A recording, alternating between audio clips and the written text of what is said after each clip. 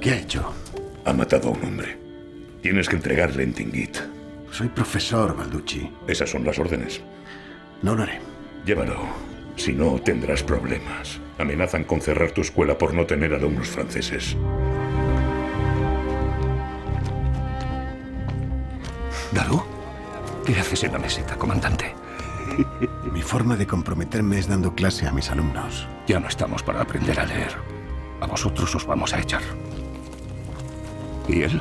¿Por qué cuidas de él? ¡No disparéis! ¡Mostraos! ¡Tirad vuestras armas! ¡Las manos sobre la cabeza!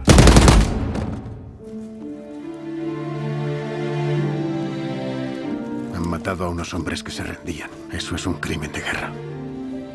Quizá tus hermanos hayan muerto o huido, pero tú estás vivo.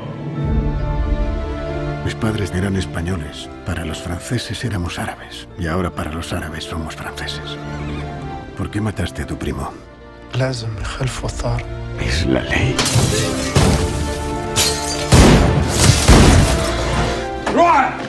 ¡Enterrad الراجل ولا لا! لو كان نروح ضربك يقتلوني. Y si te quedas, también lo eres. كنا لخالك نكون لك هذه ميعادك.